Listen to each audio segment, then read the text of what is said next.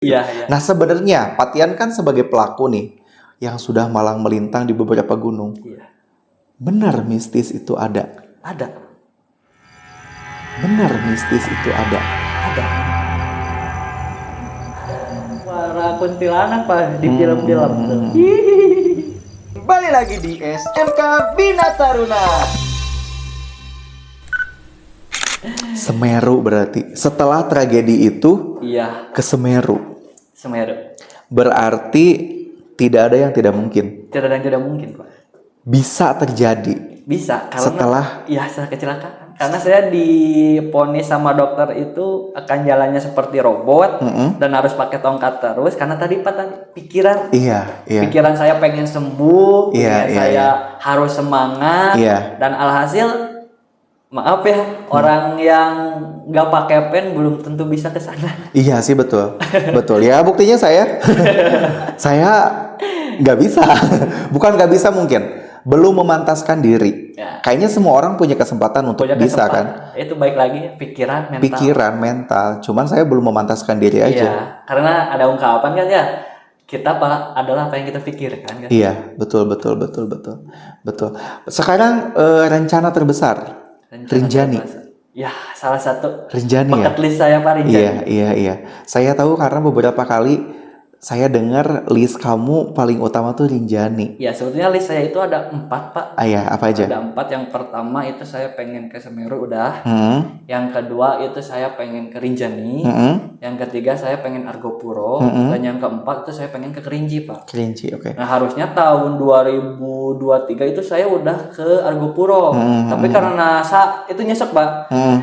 Tahu kan waktu itu saya udah olahraga persiapan setiap pulang sekolah setiap hari. H-7 sebelum pemberangkatan itu karena waktu kemarau panjang kebakaran. Oh, jadi ditutup akhirnya. Dan sekarang walaupun sudah dibuka tapi hanya satu jalur. Nah, saya pengennya itu lintas jalur. Oh, iya. Aduh, mundur lagi. Iya. Jadi waiting list lagi akhirnya. Waiting list lagi gitu. Tapi yang terdekat saya pengen mungkin Rinjani ya. Rinjani. Nah, sekarang di sekolah di Bintar, Patian itu sekarang jadi pelopor untuk naik gunung. Karena beberapa teman kerja sekarang jadi FOMO kan? Iya. Banyak yang FOMO. Pak Gugun. Anissa, Tika tuh. Iya, Bu Tika. Kaupasil tuh. Iya. Terus siapa lagi? Sarah masuk nggak? Sarah belum mungkin. Belum masuk ke FOMO-an. Belum.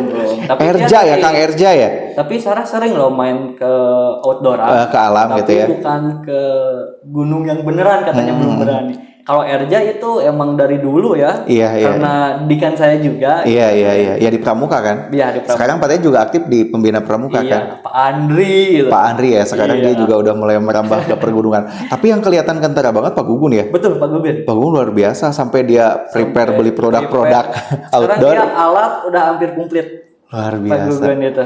Luar biasa. Dan rencana kan nanti tanggal 2 rencana saya ke Gede kan bareng dia. Oh. Iya, orang iya, Pak Gugun. keempat kalinya. Untuk saya keempat kalinya. Luar biasa. Rencana terbesar sekarang apa? Untuk apa? Banyak Pak rencana saya Pak. Oh, lagi banyak. Banyak Pak. S2 insya Allah masuk ke list gitu. Karena saya dari dulu itu punya yang namanya apa ya disebutnya list untuk apa yang harus saya lakukan lah. Pencapaian berarti ya. List pencapaian. Dan salah satunya itu S2 sekarang. S2. Sekarang salah satu list terdekat apa? Di S2. S2 pengen masuk pendidikan. Pendidikan. Iya. Kalau percintaan. ini bicara masalah. Boleh skip topik. Berbicara masalah percintaan. Sebenarnya kamu tuh tipe yang puitis. Iya. Melankolis. Iya. Ya itu. Kenapa saya bisa katakan itu? Yang pertama, saya sering dapat draft puisi yang kamu kirim tiba-tiba dan itu berkaitan dengan percintaan. Betul. Tapi selalu latarnya tuh gunung. Iya. Adakah orang spesial yang kamu temukan di gunung? Oke, gini sebetulnya Pak. Kalau untuk orang sepintas bacanya mungkin iya ya. Iya, puitis, melankolis, percintaan gunung.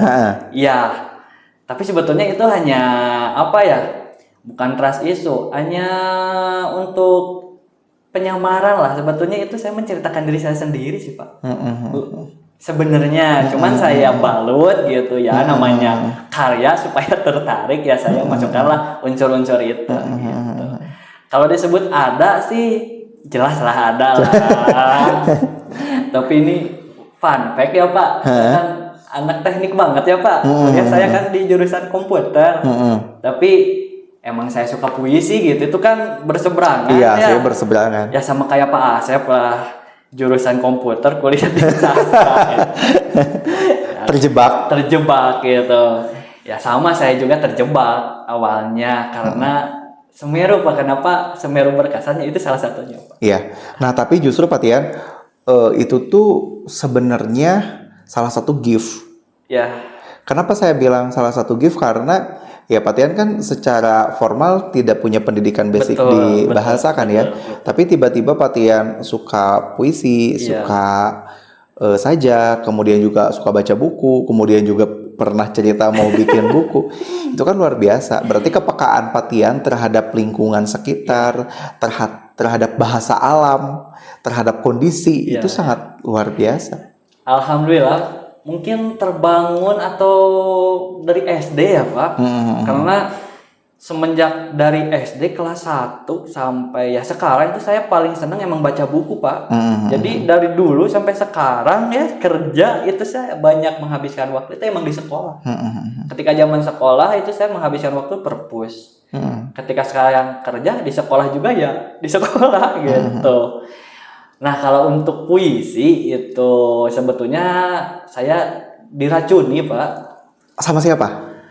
Ada lah gitu ya cerita. Perempuan? Ya.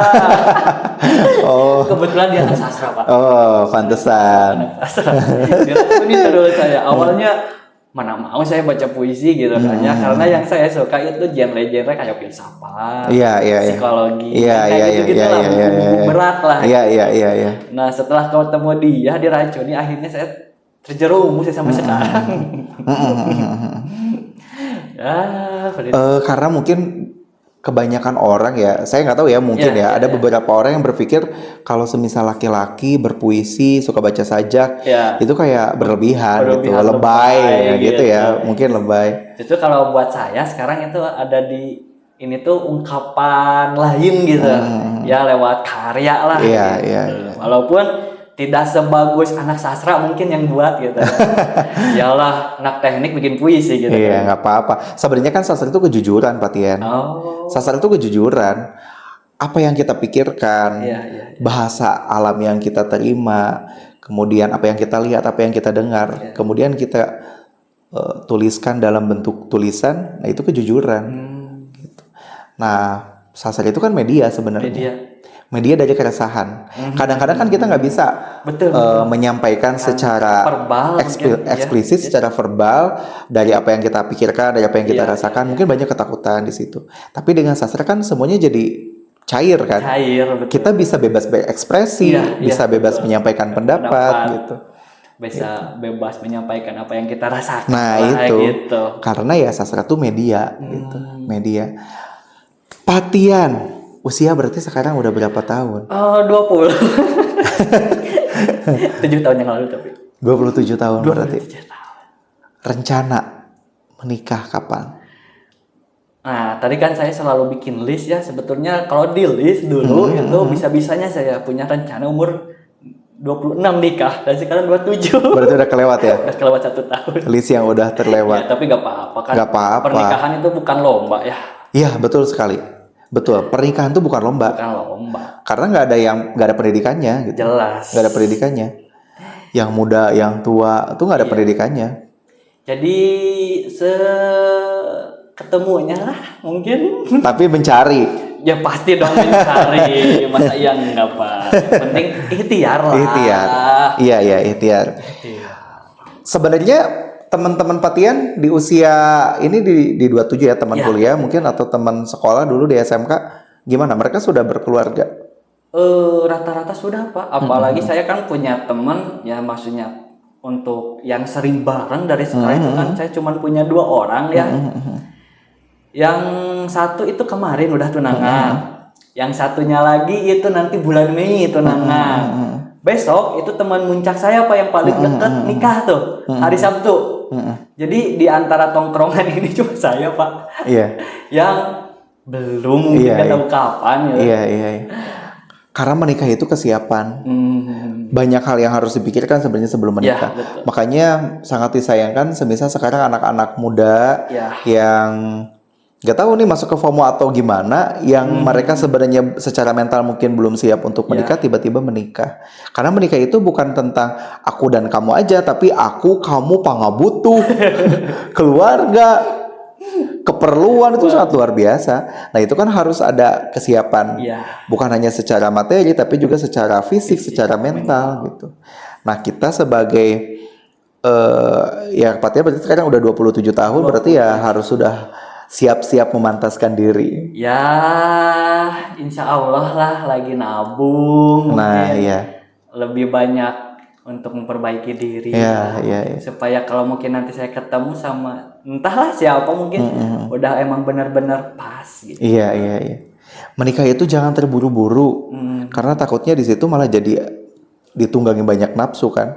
Itu jadi kita buru-buru menikah tapi kita tidak siap terhadap dunia pernikahan itu, makanya banyak yang anak-anak muda udah berpisah. Apa sih Pak yang beda dari sebelum nikah atau sesudah nikah dari Pak? Sebenarnya yang bedanya itu pikiran.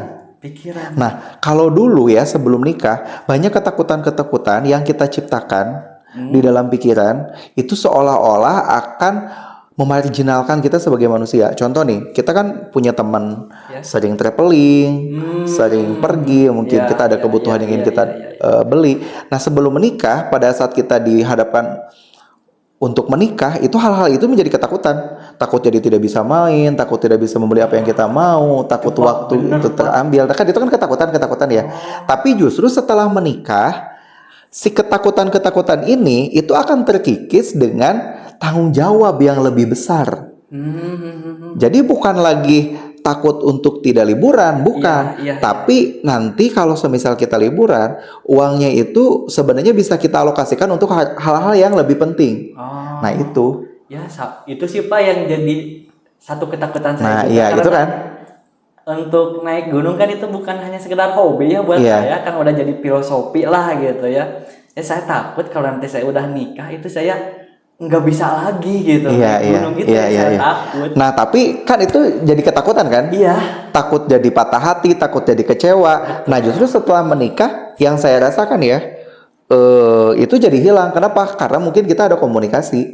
Gitu, kita ada komunikasi. Semisal kita tetap kita harus punya hobi untuk tetap membuat kita waras.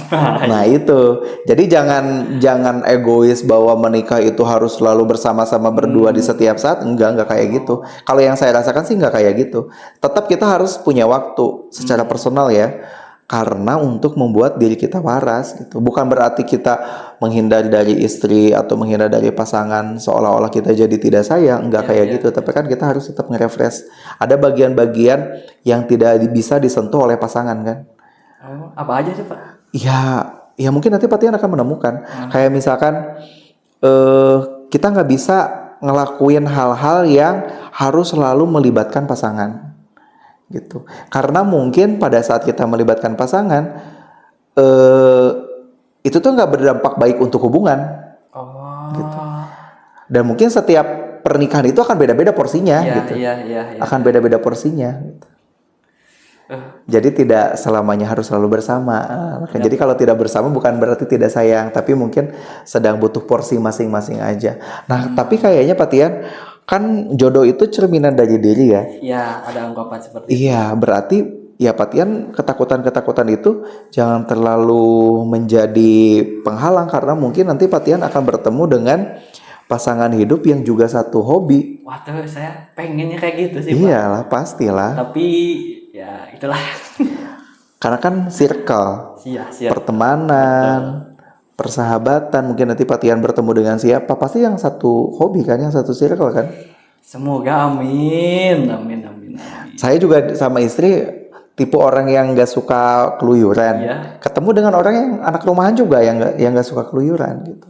Ya kayaknya seru mungkinnya ke gunung bareng pasangan ya. Iya. Banyak kan sekarang yang pasangan ke gunung bawa bayi di belakang. Iya, betul. Ya balita ya, bukan bayi, balita gitu. Terakhir ke Selamat tuh bawa anak umur 4 tahun tuh. Iya, kan seru ya.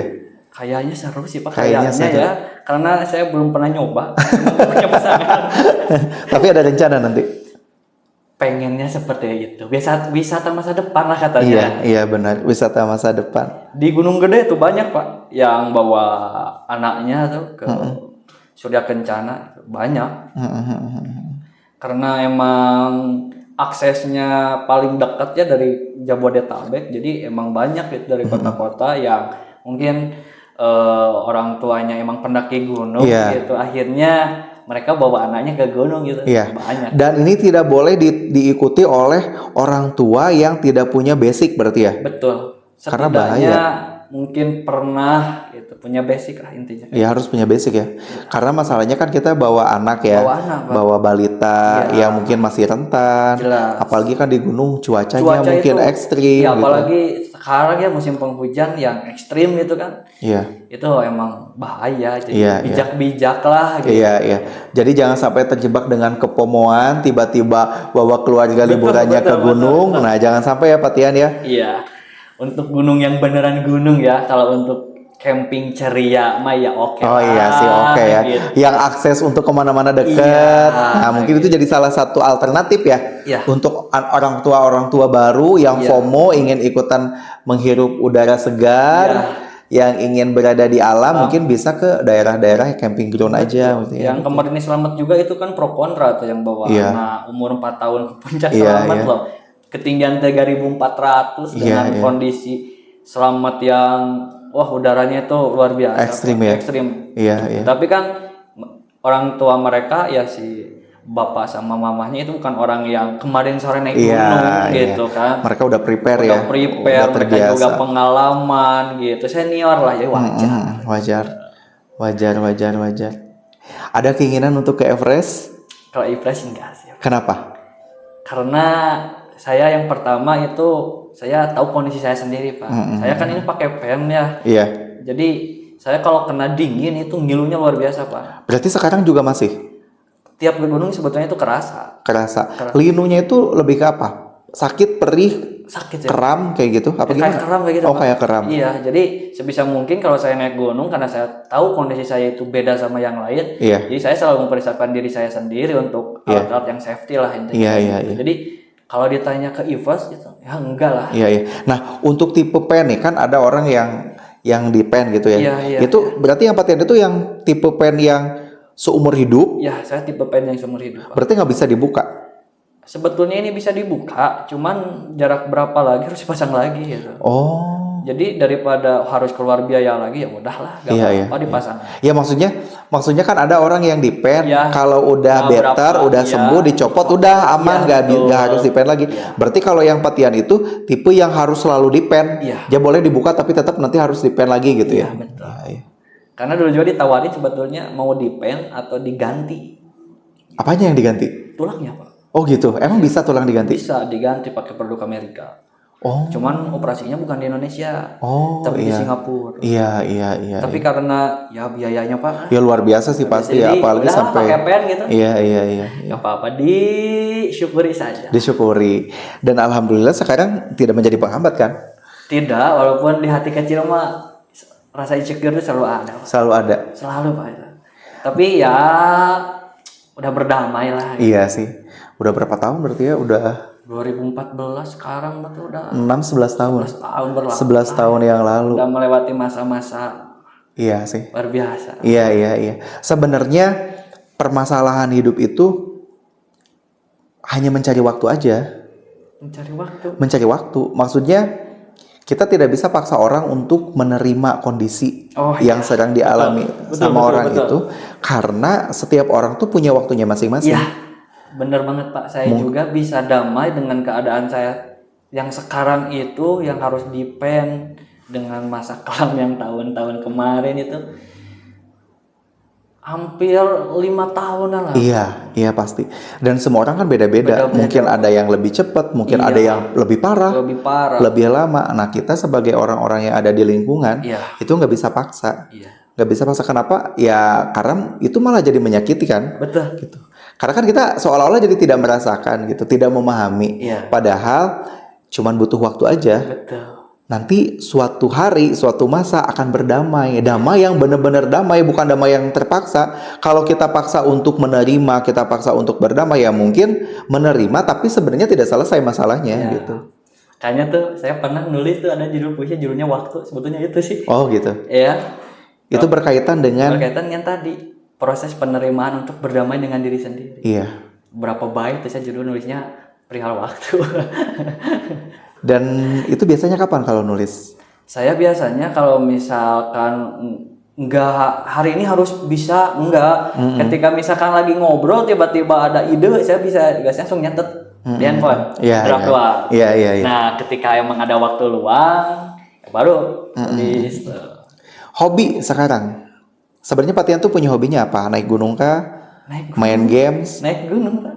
Naik gunung tuh hobi. Kalau games? Game itu untuk kadang mengisi waktu lah. Berarti bukan hobi yang benar-benar hobi games tuh. Bukan. Kalau naik gunung tuh hobi. Betul. Bahkan udah jadi filosofi hidup. Kan? Filosofi hidup ya. Luar biasa. Udah jadi filosofi karena saya memandang segala sesuatu itu selalu diperumpamakan dengan naik gunung. Iya. Ya karena mungkin di gunung tuh banyak hal yang bisa saya pelajari lah Pak. Iya. Ketika saya di gunung, makanya saya sering tuh kalau misalkan emang lagi bener-bener gabut itu saya suka pergi kemana aja sendirian. Iya. Mau malam itu udah pergi aja gitu. Iya. Untuk sekedar ya bisa ngerenung dan lain sih. sebagainya karena vibes-nya itu bikin tenang. Iya.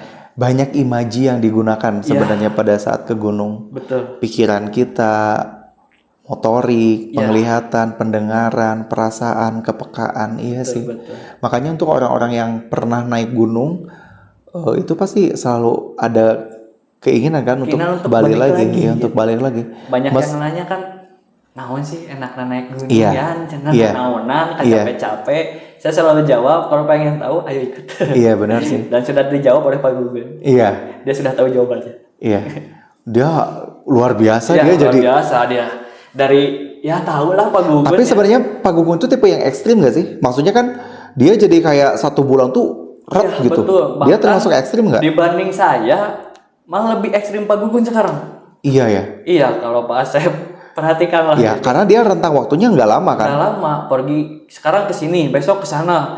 Kalau saya karena mungkin sudah gitu ya, jadi kita diajak sekalian. Gitu. Nah, tapi sebetulnya itu termasuk ke sesuatu hal yang membahayakan nggak? Kalau kata saya enggak. Iya. Justru itu bagus Pak untuk ngelatih apa ya? Ngelatih adaptasi dia di alam. Iya.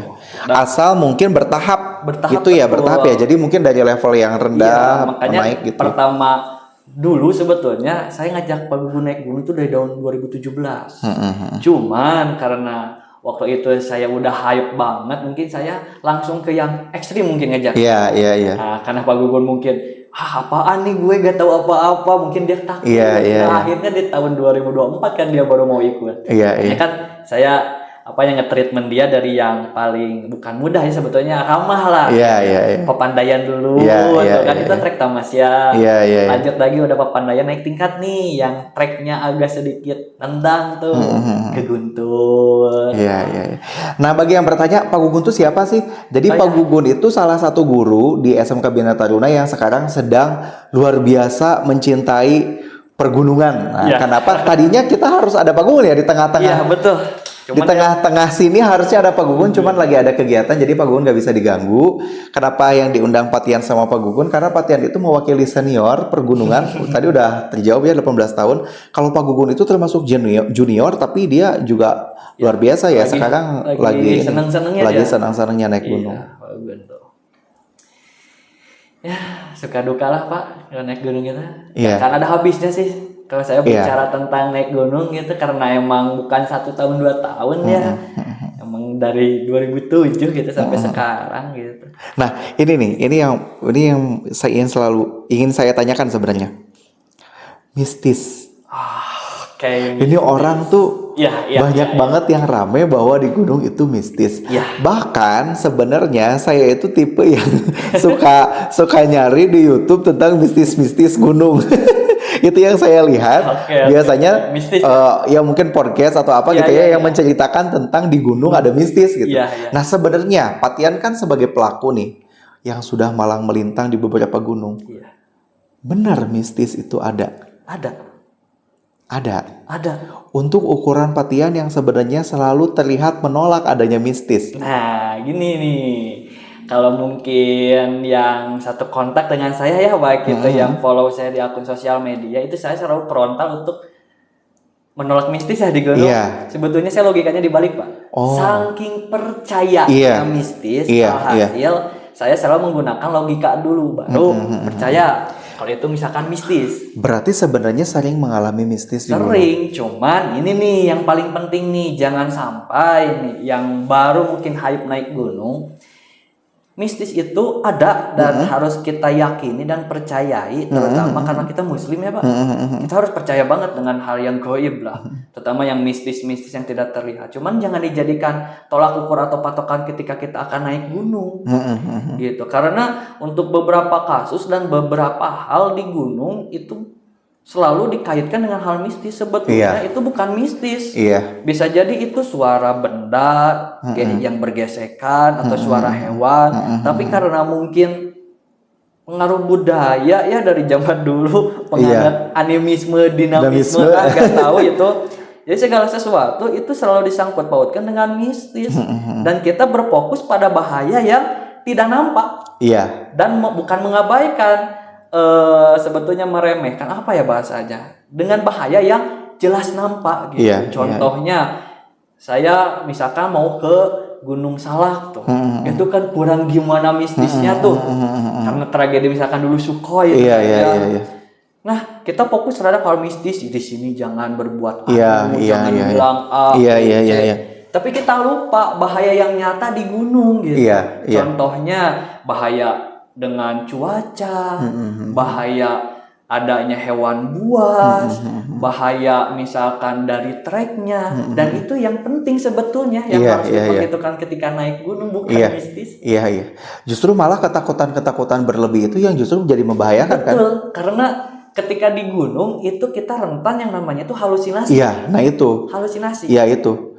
Cuaca ekstrim, halusinasi karena kita capek. Ketika kita lihat misalkan ada bayangan benda yang kita kena enter headlamp, itu disangkanya adalah hantu, itu bukan. Benar.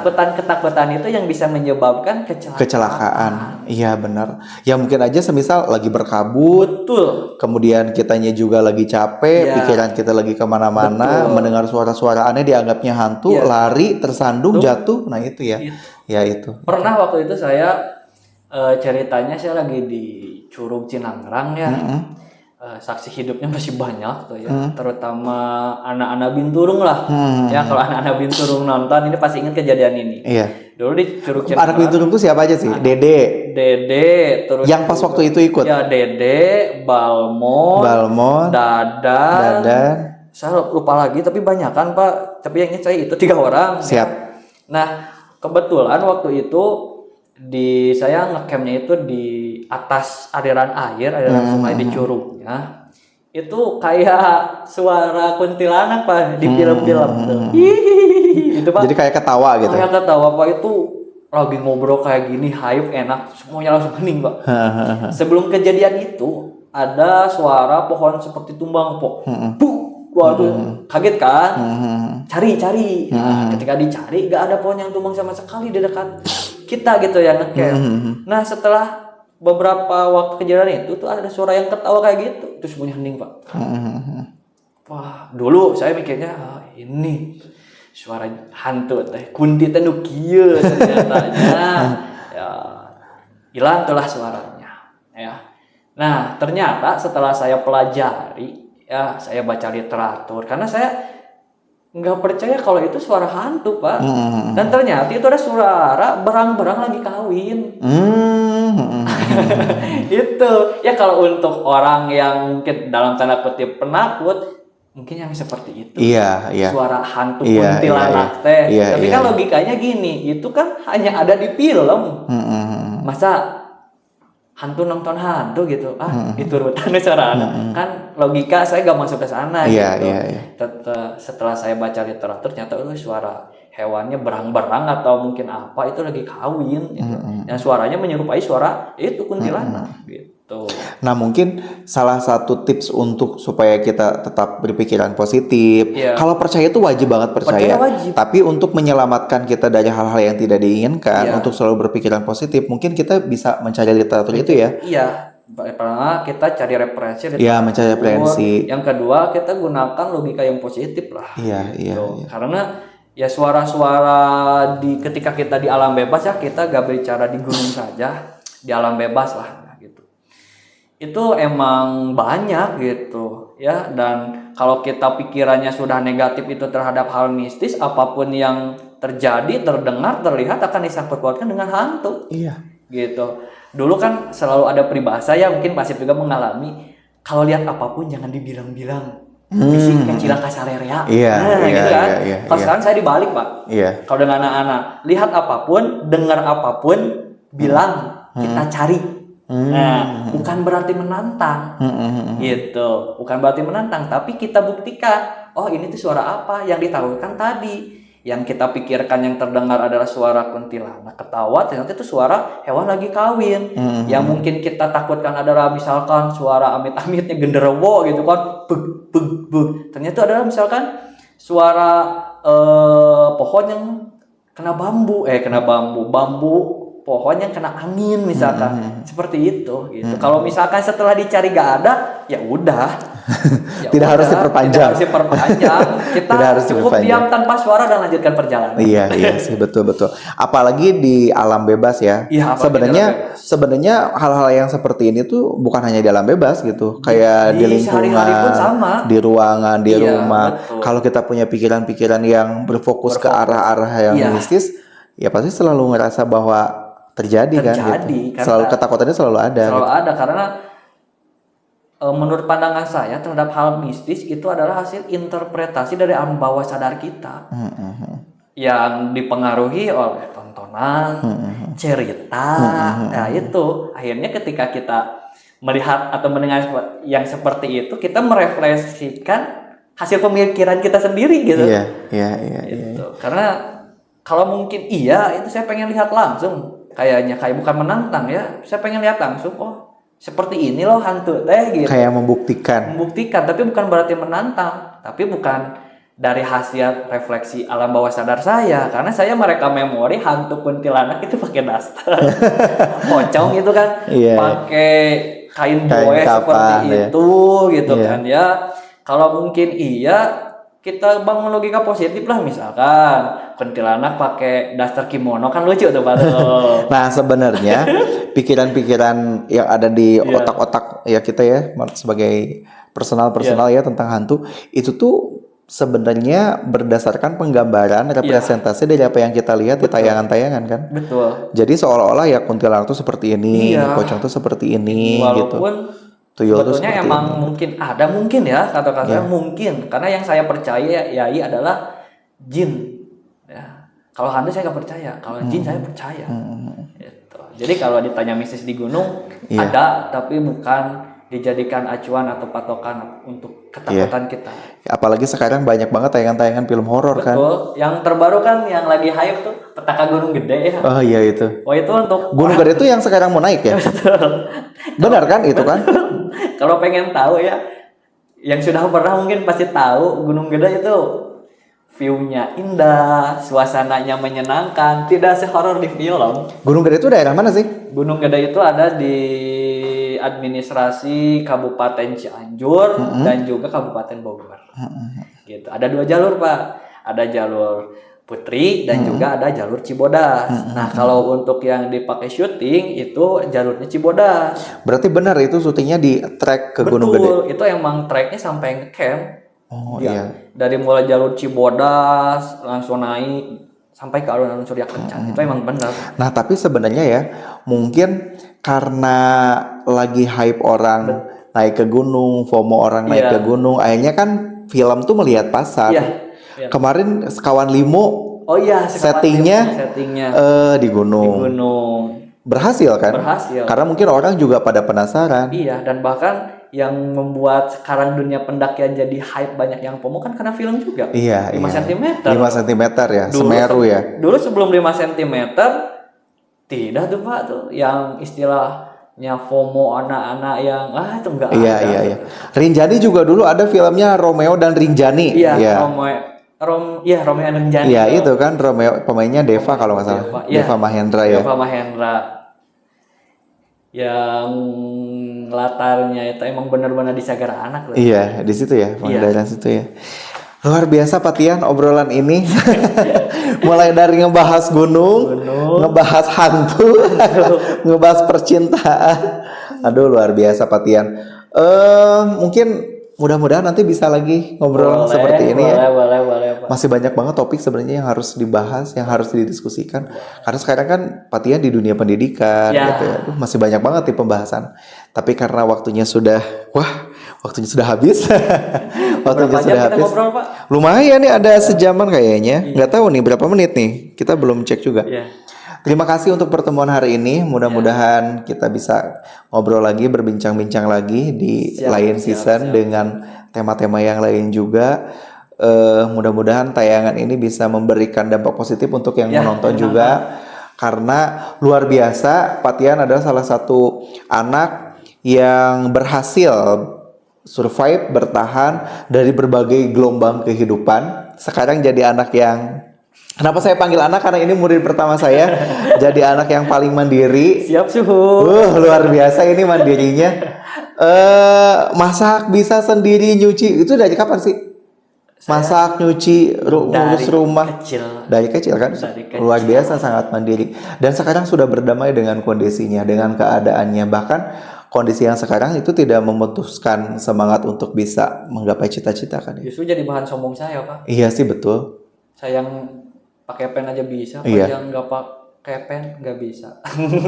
Sombong yang sifatnya wajib kayaknya.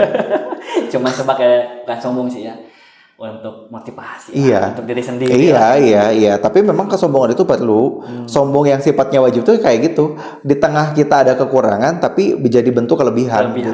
Jadi jangan sampai kekurangan itu justru malah membuat kita semakin terpuruk, tapi harus jadi kelebihan. Gitu. Iya, jangan sampailah kita kita kalah sama keadaannya, tapi keadaan harus kalah sama kita. Iyalah, kan kita yang ngatur ya. Betul. Kita yang punya kuasa, kita yang harus mengatur. Oke, terima kasih atas obrolan hari ini. Sampai jumpa di podcast berikutnya. Wabillahi taufiq wal hidayah. Wassalamualaikum warahmatullahi wabarakatuh. Waalaikumsalam warahmatullahi wabarakatuh.